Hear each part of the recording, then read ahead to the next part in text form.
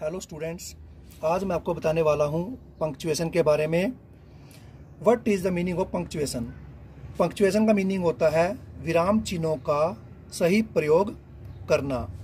जब हम लिखते हैं तो अपने भावों को समझाने के लिए हमें कहीं कहीं पर रुकना पड़ता है। इसके लिए हम कुछ चिन्ह प्रयोग करते हैं। इस रुकने वाले चिन्हों को ही पंक्चुएशन में प्रयोग किया जाता है, अर्थात ऐसे चिन्हों को मार्क्स ऑफ पंक्चुएशन विराम चिन्ह कहा जाता है, जिनके प्रयोग से वाक्य के अर्थ को स्पष्ट करने में मदद मिलती है।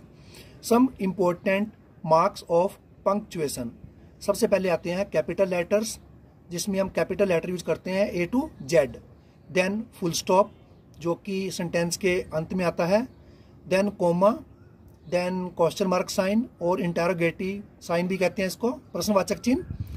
फिर उसके बाद आता है एक्सक्लामेटरी साइन या एक्सक्लामेशन साइन, जिसे हिंदी में कहते हैं विस्मयादिबोधक चिन्ह। इन्वर्टेड कॉमाज, जो कि हम नरेशन में डालते हैं।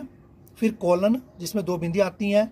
सेमी कॉलन, जिसमें एक बिंदी और एक कॉमा आता है। इसके अलावा भी कुछ होते हैं, जैसे हाइफन होता है, डैश होता है, ब्रैकेट्स होती हैं, एपोस्ट्रोफ होता है। लेकिन ये कुछ इंपॉर्टेंट हैं जिनके बारे में आज की वीडियो में आपको बताऊंगा।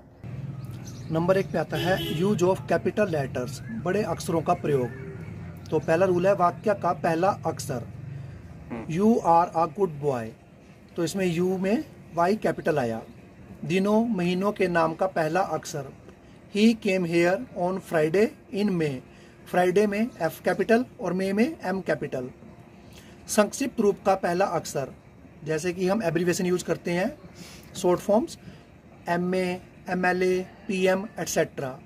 जाति अथवा धर्म के नाम का पहला अक्षर, जैसे कि Hinduism, Jainism etcetera. Next rule है आई सदा कैपिटल ही लिखा जाता है, चाहे वो वाक्य के स्टार्टिंग में यूज हो या बीच में प्रयोग हो या लास्ट में। दे एंड आई बॉट बुक्स।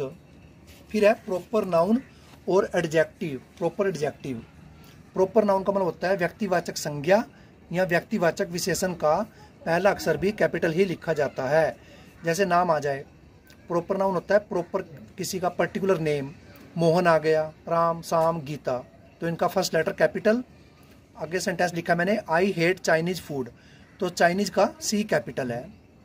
किसी भाषा, किसी सब्जेक्ट, विषय या न्यूज़पेपर, अखबार का नाम आ जाए, उसका भी फर्स्ट लेटर कैपिटल ही होता है। जैसे लैंग्वेज आ गई हिंदी, फिर सब्जेक्ट आ गया इंग्लिश, अखबार आ गई पंजाब केसरी, इनका भी फर्स्ट लेटर कैपिटल। किसी स्कूल या कॉलेज का नाम आ जाए तो उसका फर्स्ट लेटर भी कैपिटल आता है, जैसे स्टार वे सीनियर सेकेंडरी स्कूल। नंबर 2 पे आता है फुल स्टॉप। तो वाक्य के अंत में हम फुल स्टॉप का प्रयोग करते हैं, जिसे हिंदी में पूर्ण विराम कहते हैं। तो ये आता है इंटरोगेटिव और एक्सक्लेमेटरी वाक्यों को छोड़ के, यानी कि पॉजिटिव वाक्यों के अंत में, नेगेटिव और इंपेरेटिव वाक्यों के अंत में।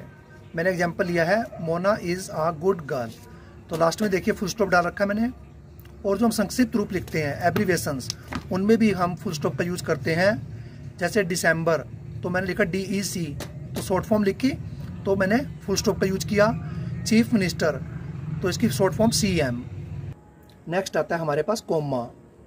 तो शब्दों को किसी वाक्य में अलग अलग करने के लिए मैंने एग्जाम्पल लिया है, I bought a pen, comma, pencil and a book, full stop.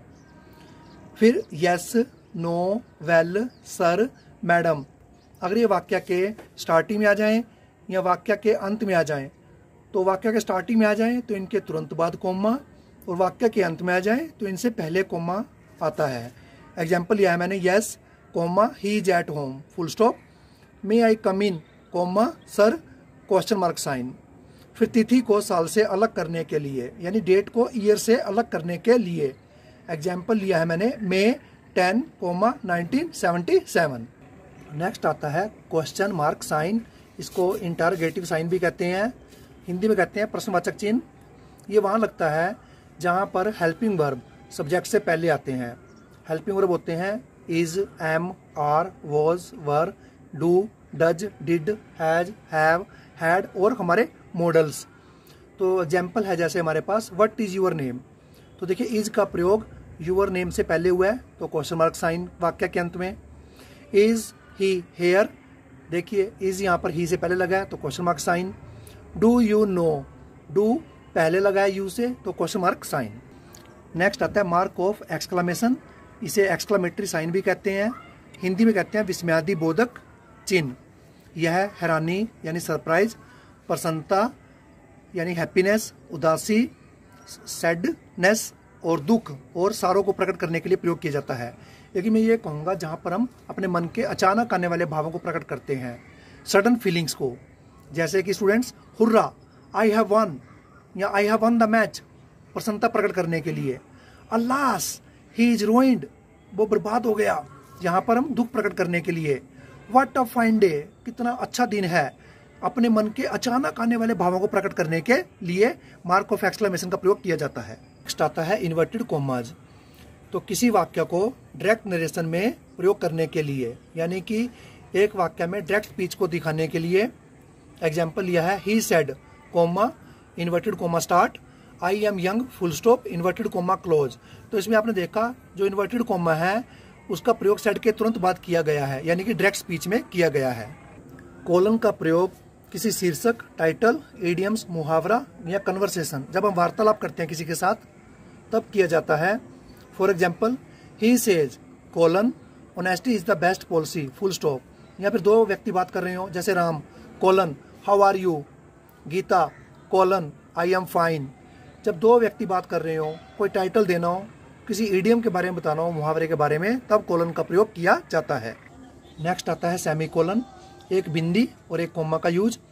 ये तब किया जाता है जब कुछ शब्दों का प्रयोग होता है, जैसे furthermore, moreover, however, nevertheless, else, otherwise, consequently, और एक हेंस वर्ड भी होता है HENCE एटसेट्रा।